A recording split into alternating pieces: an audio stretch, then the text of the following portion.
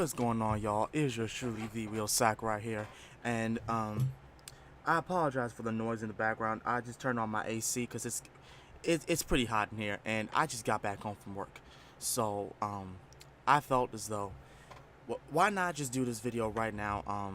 Because we're gonna be doing a lot of reactions to Grand Line Review, because he points out some good stuff about One Piece, and I'm gonna be in the One Piece mood for like the longest kind of time. So yeah, this is going to be another arc. I believe this is the second arc of One Piece, Orange Town arc review. So without further ado, let's get a look at it. Hello and welcome to the Grand Line Review, your source for everything One Piece. Today we are going to continue our quest through the story of One Piece and examine the second arc in the series, Orange Town. Orange Town spans chapters 8 to 21 in the manga and episodes 4 to 8 of the anime.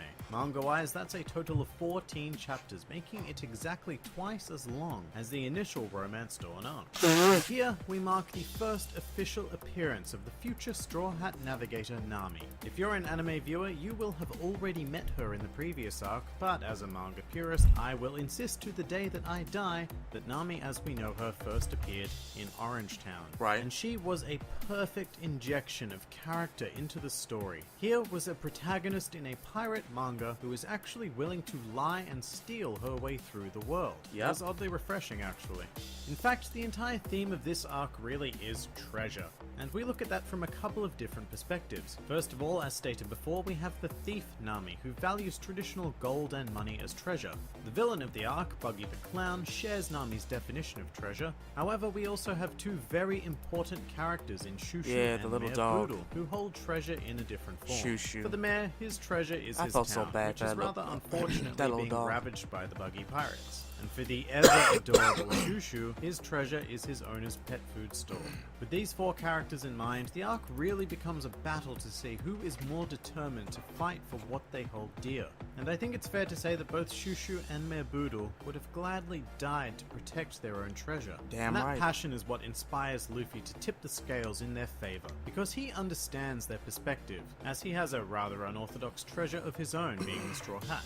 So treasure is a really nice overarching theme that really ties the arc together. However, it also plants the seed for the fact that the One Piece itself is no stock standard pile of gold. While it's still the greatest mystery in the entire series, we do know that the Pirate King's treasure was also something quite unorthodox. That's But right. heading back to the all-important main antagonist, Orange Town introduces the legendary Buggy the Clown, but unfortunately he's not so legendary during this arc. I'm sure I've said this somewhere before, but initially I disliked Buggy quite a bit. During Orange Town, Yeah, he he's was a bit of a represented as pain. a really two-dimensional villain, which I guess is to be expected in an arc all about treasure, but as a result he was just kind of boring. The most interesting thing about him was that he was a devil fruit user, and that was fascinating because up until now, Luffy was the only fruit user we knew of. Right. So it was great to see another power at work. But that alone didn't quite save Buggy as a villain, at least for me, and at least during this arc. As time went by and Buggy was relegated to an occasional side character, I started to love him. And even further on, by the time we were in the Impel Down arc, I was thrilled with just about every panel he was in. However, this is Orange Town, and I really couldn't wait to see the end of the clown here. I mean, I probably shouldn't be so harsh on Buggy though, because at the very least he did have a great flashback revealing that he was one of the Roger pirates with Shanks. Right. It was a nice smooth move to expand the world and connect Buggy to a character we know, rather than having him be a completely forgettable random villain. Fortunately, I actually found Buggy's crew a little bit more interesting than Buggy himself. I mean, Moji the Lion Tamer wasn't so great on his own, but Richie really stole the show for me. And actually, his defeat probably marks the first time in the series that I started to take Luffy seriously. Watching this rubber boy just wander on up and put the smackdown on this giant lion was nothing short of incredible. It I also was. quite liked Kabaji. The idea of a swordsman on a unicycle is still pretty absurd, but he's handled very well in signature Oda style. I His was like, fight why against the hell is Zoro he was on a highly unicycle? enjoyable, and I guess I just really appreciate any character who gives Zoro a chance to shine. Right. And speaking of said shining, Zoro had a pure boss moment during this arc when he carried away that heavy as hell looking cage with Luffy inside of it. Yeah. And just as Luffy defeating Richie made me start to take him seriously, it was probably this moment that opened my eyes to Zoro's willpower, and it's always great to look back on. But yeah, Orange Town is a solid arc that expands both the characters and the world whilst providing a heartfelt story and really delving into the true definition of treasure. So Right. with that, we are going to go ahead and bring this review to a close. Next week, we are going to tackle the Syrup Village arc, Oh, which yeah. notably marks the introduction of Usopp into the Yep. series. If you enjoyed this video, then feel free to like, favorite, or subscribe, and please do comment with your thoughts on the Orange Town arc. This has been the Grand Line Review, and I'll see you next time. Yeah, that was definitely. Yeah, he pointed out some really good points Hello about and the welcome arc. to the Grand... Oh my God, it started up again. Why? Why did it start up again? But other than that, yeah, he really pointed out a lot of things, especially about Zoro's willpower. That was the first time, when I saw the episode, that was the first time I ever, saw Zoro actually be pushed to his very limit. Because, at that time, his limit, because he was injured. Like, cause you saw the little picture right there, he was injured in the gut.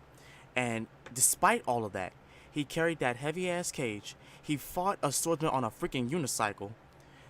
And the swordsman that was on that unicycle, I forget his name already, even though GrandLineReview just said it. He stabbed him and whatnot, and Zoro still came out the victor. And as time goes on in this anime, like I said in my video about why I love One Piece, you're gonna see a lot of times when Zoro's gonna be tested to go at his, go like past his limit. Excuse me. He's gonna be tested to go past his limit and whatnot. And it's amazing to see. It honestly is. But other than that, I'm gonna bring this video to a close. I hope you guys enjoyed this, even though it was all over the place in the beginning. If you guys did, please make sure to like, comment, and subscribe. Share this video with like Twitter, Facebook, Instagram. As such, this has been The Real Sakurai, and I'm gonna go fix out my speech impediment before I start to lose it. I'm out here. Peace.